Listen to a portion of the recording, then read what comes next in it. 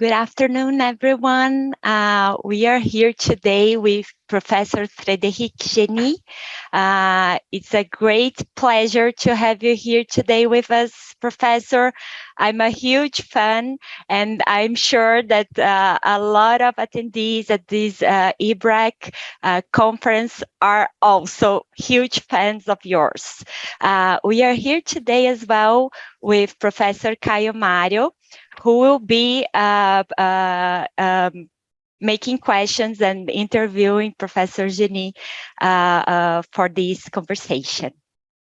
Well, to start, Professor Frédéric Geny is a chairman of the OECD Competition Committee since 1994, a professor at the ESSEC Paris Business School, and head of the International Committee of the Review Concurrences. Previously, he was non-executive director of the Office of Trade of Fair Trading in the United Kingdom for 7 years. He was a judge on the French Supreme Court for 8 years, vice chair of the French Competition Authority for 9 years, and also president of the WTO Working Group on Trade and Competition from 1997 to 2008. He has a PhD in economics from the University of Paris and a master's in economics from the Harvard University. He was also a global professor of antitrust in the New York University, a visiting professor in the University College London, and also at IFA University School, and as well at the University of Cape Town Business School in South Africa. So with this introduction, I will pass to Caio. Thank you very much, Ana Bátia. Thank you, Professor Geny. It's truly a pleasure and an honor to have you with us in this seminar.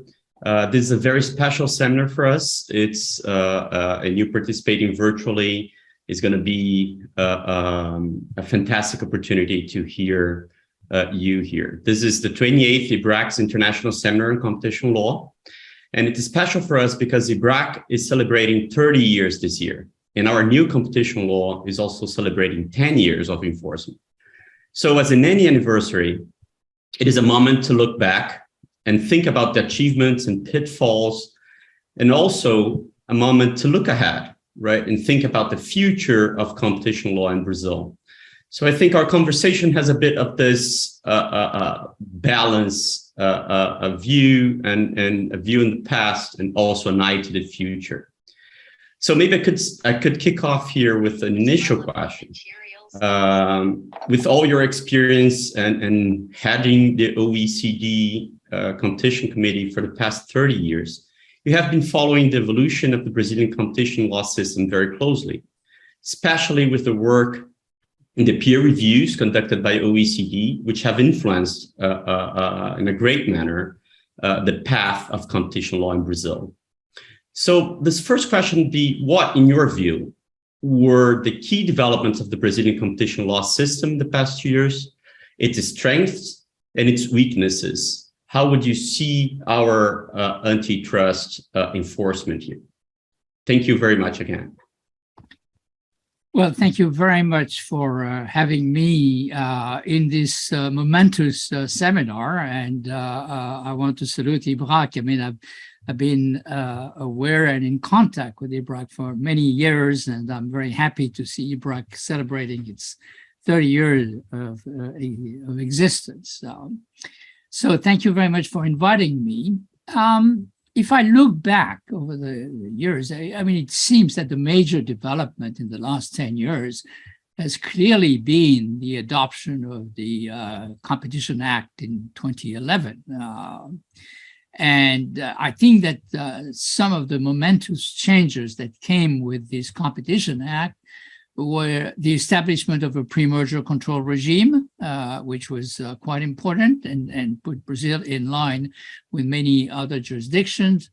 The consolidation of the competition enforcement activities into one single institution, as opposed to the division between three institutions that it had before.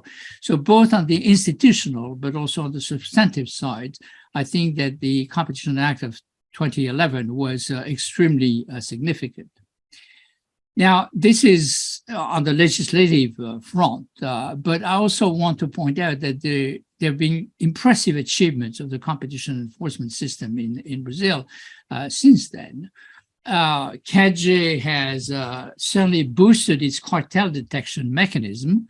I think, for example, of the BRAIN project or the success of the domestic leniency program. And if I'm correct, I mean, it has sanctioned more than 100 cartels in the last 10 years, which is a level of activity that one doesn't find in many jurisdictions, to be honest with you. I think that the review of the fast-track mergers is done very efficiently, and that it takes about 20 days, which is very fast and therefore very helpful for the merging firms. The activity of CADE in merger control has also been quite significant with, I don't know, 20 to 30 mergers, I think, which have been dealt with possibly prohibition or remedies. So that's also an impressive figure. More recently, there's been a speeding up of, or an emphasis put maybe on the number of investigation in abuse of dominance cases, but this was more recent. It may have been in the last 4 to 5 years. And also I think that there are plans, I mean, there's been the creation of a specific unit to investigate those cases. So this shows that there is a desire to speed up that process. One of the things which makes Brazil a little bit different from many other jurisdictions is the fact that the budget of CADE increased by 50% over the recent years, which is quite unique, I would say, among competition authorities. You know that competition authorities are under the feeling that they have many more cases, particularly with the emergence of the digital economy, but very strapped for resources. So I think that this development has been very important, and that it shows somewhere that there is a consensus in Brazil that competition policy needs to be promoted, reinforced, prioritized, and that this consensus has been there for at least a decade, irrespective of which government was in power, which is a great sign of stability and I would say economic maturity. Now, having said how much I think that the achievements have been impressive, there are also a few areas maybe where there could be more work to be done. On the institutional front, I personally think that the mandate, I mean, the term of the general superintendent, which is 2 years renewable once, is a bit short. Investigations, particularly abuse of dominance, for example, take a long time. 2 years renewable once tends to be shorter than in most other jurisdictions and may not give enough time to the superintendent to start the investigation and see them through completely. So maybe a longer term, possibly not renewable, would be a preferable solution. Second, if I think of the board of CADE, of the tribunal, I think that it's a little bit heavy on the lawyers. I mean, I'm very sympathetic to the lawyers, but we all know that competition is a combination of economics and law. So maybe a more balanced representation between economists and lawyers would be good, and possibly between men and women would be good on the board.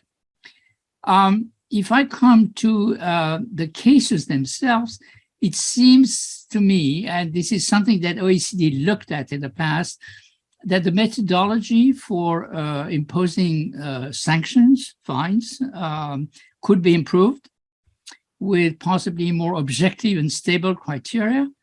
and that this would increase the legal predictability and the legal certainty of the competition law enforcement system. And in addition to having more objective and stable criteria, one dimension which seems to be lacking, and this is quite different from what happens in many other jurisdictions, is the fact that the length of the infringement doesn't seem to be taken into account so much in the sanctioning policy. Now, so what it means is that a one-shot cartel gets the same sanction as a cartel that has lasted for 25 years. Now, one of the problems with this is, of course, that if you have been cartelizing an industry for many years, marginally it costs you nothing to continue doing so. Because you'll get the same fine. And so this creates a disincentive for firms to, in fact, respect the law.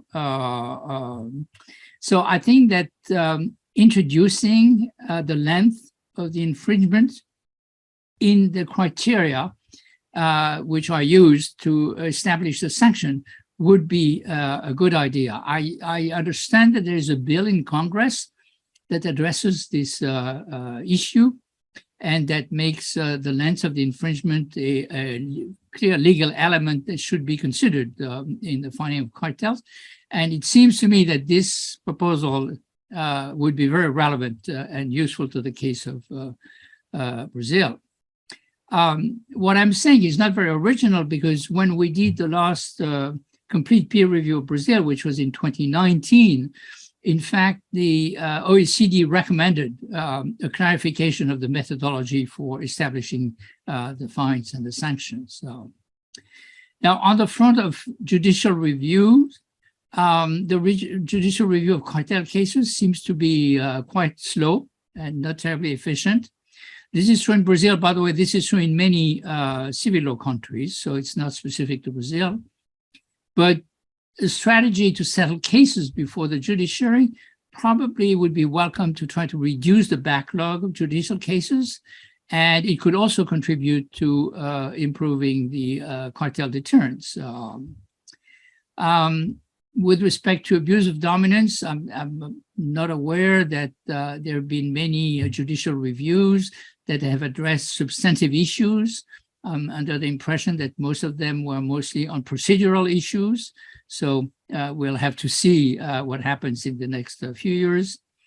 On private enforcement, I understand that damage claims are slowly increasing, and that there's been some consideration of non-judicial mechanisms such as arbitration, which have been talked about as a way to solve some of those damage claims. I must say that on this, I'm rather unclear on what the motivation was, and even more importantly, maybe what is the possible consequences on the leniency policy. The leniency policy has worked very well. Is if there is an obligation, for example, if you settle a case to go for arbitration with the victims, is that going to lessen the incentive of parties to use, to apply for leniency? I think that this is something that should be looked at with great care. On the digital front, which is an area of a lot of activity, I think KJ has been very cautious. I'm a great believer in caution when it comes to the digital sector, because I think that competition doesn't work the same way in the digital sector as it does in non-digital sectors. But there could be such a thing as being too cautious. So I think that there is an issue. KJ has been quite active, by the way, at OECD and in the international discussion of some of the issues which are raised by the digital sector. But on the enforcement front, it seems to have been fairly timid. Finally, I would say that the relationship between CADG and SCAE maybe could be improved, that there's a little bit of competition between competition outfits, I would say, And this is not always to the benefit of the institutions who are competing with each other. In fact, the 2019 recommendation from OECD was for greater coordination between those two institutions. So that's pretty much what I wanted to say, except to say that cooperation between CAGE and other regulators. We just had in Rio an LACCF, Latin American and Caribbean Competition Forum of OECD. And there we looked at what has been done in air transport and in ports by CAGE, and we saw that the coordination between CAGE and, say, the port regulator has been quite good. So I'm not saying that in general there's a problem, but between SEAE and CAGE there may be a more specific problem. So that's what I wanted to say on the past 10 years. Wow, that's great, Professor. Thank you very much. You went through various topics. I would like to make a question in relation to one of them that you mentioned on abuse of dominance cases.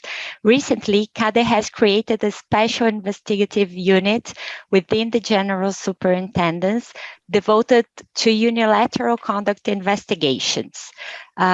Is this movement aligned with the perception that global antitrust enforcement is focusing on abuse of dominance investigations? What would be, in your view, the benefits of having a special investigative unit focused on those on this type of conduct?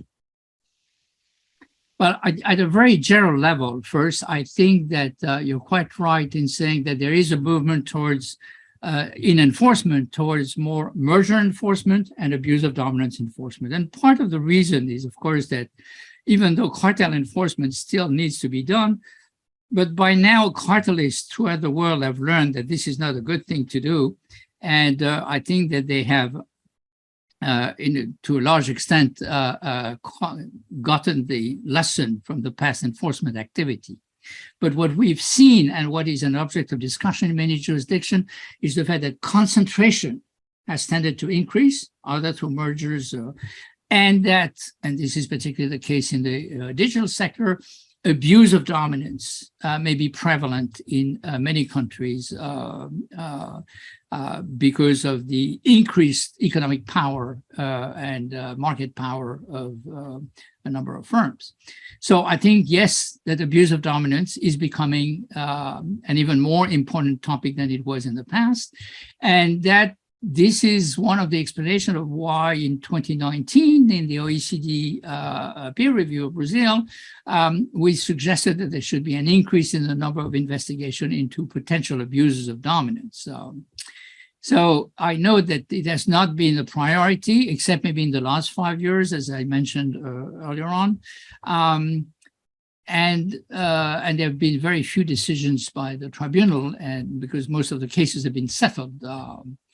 I understand why this is. I mean, clearly at the beginning of the new law after 2011, there was a focus on mergers and trying to make sure that this merger control would be effective. Then there's been a focus on cartels, partly because of the car wash operation and many cartels, and this was really important. And there may have been also, in the case of CAGE, another reason, which is the lack of a specialized unit for abuse of dominance. My understanding is that it was often people who were in charge of mergers, who were also in charge of abuse of dominance.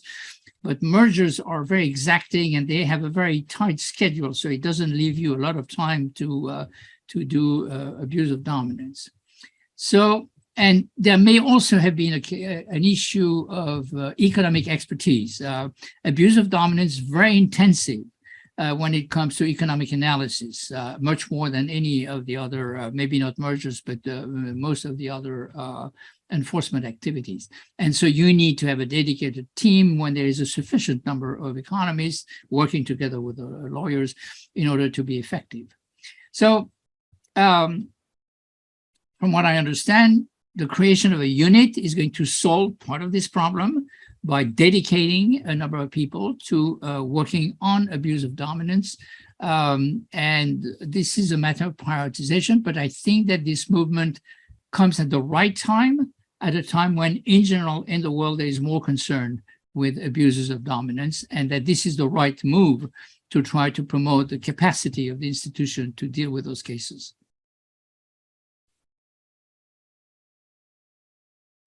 Thank you, Professor Genie. So let me turn a bit to private enforcement and damages. I think this is a very hot topic and has been a very hot topic in Europe for a few years now.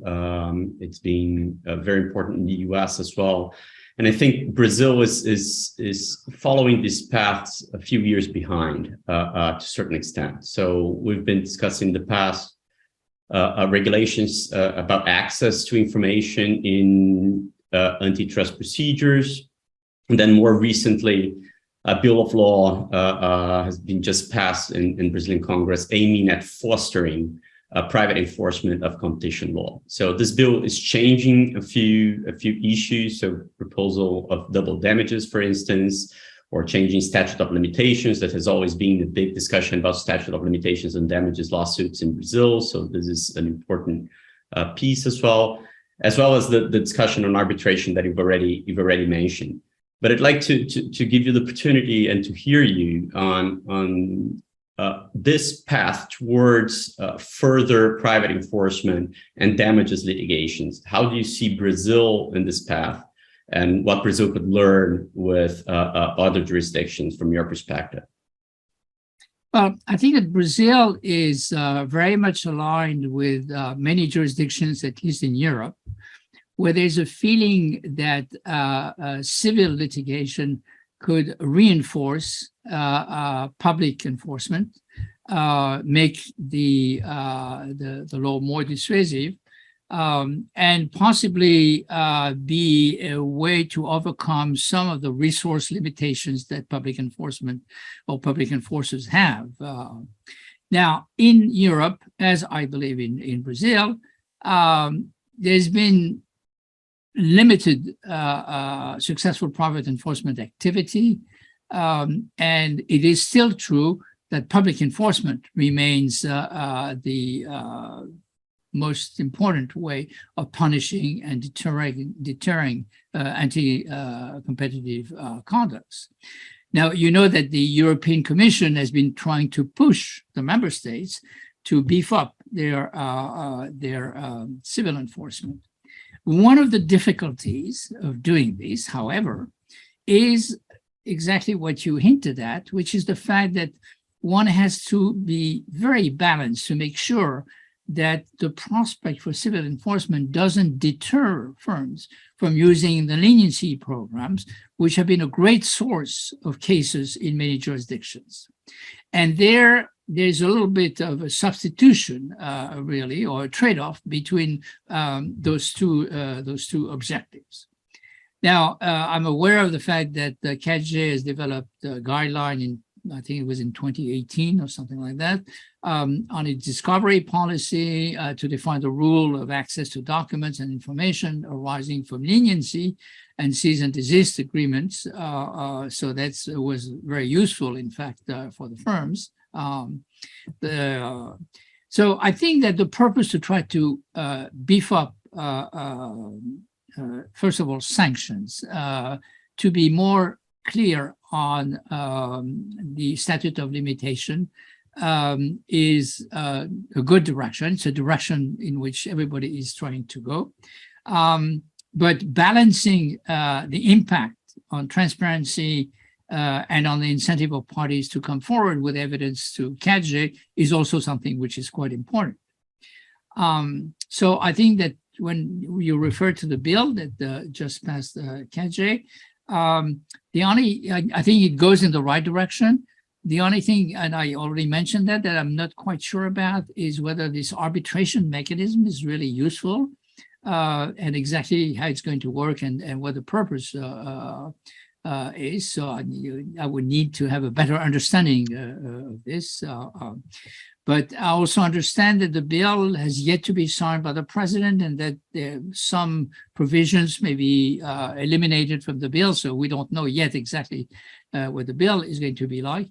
But the basic idea of the bill goes in the right direction. And I would say that it goes in the direction of one of the recommendations of the OECD in 2019, which was that Brazil should pursue measures to incentivize private actions, notably through the swift adoption of the Senate bill that we're talking about. But the OECD added, but at the same time, Brazil should balance this measure against the need to protect the effectiveness of its public enforcement, notably the operation of CAGE's leniency program. So right from the start, there was this idea that pushing private enforcement is a good thing in itself, but one has to make sure that it's not going to decrease incentive to resort to leniency programs. And by the way, this is a general issue because in many jurisdictions, we see that the leniency programs provide fewer and fewer cases to competition authorities. So this is not the time to weaken them in any way. Especially important advice, I think, at this time that we're considering these measures. Thank you. Anna, please. Yeah, I have one more question. In Brazil, as well as in other jurisdictions, the OECD roundtable materials have been a key source for best practices in competition. A must-read for all authorities and practitioners. Would you be able to share the current relevant topics that are being discussed and next relevant materials that the Competition Committee expects to publish? Sure. First of all, I'm really happy that you said what you said, because that is indeed what we try to do, is to produce material that can be used by the lawyers, the judges, the competition authorities, the economists, anyone who is interested. And over time, we have covered, as you said, quite a number of issues. So I think there's an extremely good reference of cases, thoughts, differences in different jurisdictions, etc., that comes out of those documents. Now, if we think at the future, I would say there are two lines of thoughts. One of them is, you may have noticed that over the recent years, we have put a lot of emphasis on various aspects of the digital sector. We've had nearly 40 roundtables on various aspects, and we continue having those. And we will continue in the next 2 years having a fairly heavy digital focus. And one of the reasons for this is that I think that competition law needs to be adapted to the digital sector, and that having those reflections, those roundtables can help this adaptation come faster than it would otherwise. Now, having said that, we, of course, are still interested in traditional issues. So in December, for example, we are going to have to look at traditional enforcement topics. We're going to have a roundtable on data screening tools for competition investigations, for example, or one on director disqualifications and bidder exclusion in competition enforcement. Is it good? Does it restrict competition? Does it work well? Is it deterrent, etc.? We're going to look at all those issues. So those are issues that are, I would say, day-to-day issues for competition authorities. We also are going to have a second set of issues, or third set of issues that we're going to look at, which are very much, I would say, in the category of issues referring to competition policy, not only to competition law enforcement in a narrow sense. We are going to have a discussion of competition in energy markets, very topical. A discussion of the relationship between FDI screening and merger control reviews, because we see that in many countries, there is more and more screening of mergers, and that competition authorities are not involved in those, and they may work at cross purposes, and so try to see what we can say about this. We are going to have a discussion on competition and inflation, because competition authorities are under a lot of political pressure to do something about those prices. And the answer, which is to say it has nothing to do with competition, is not always a satisfactory one. We cannot avoid, and we're not going to avoid, having a discussion in the Global Forum on the goals of competition policy. You know that there's this tremendous debate in the US about whether the consumer welfare test is an appropriate test or an appropriate goal for competition law enforcement, or whether it should be interpreted more broadly, or maybe there should be other public interest goals as well. So I think that we want to get a good sense of where everybody is. And finally, we'll have a discussion on subsidies, competition, and trade. And the idea there is that after the COVID crisis, a lot of countries have given a lot of subsidies to many firms. How does that fit with the idea of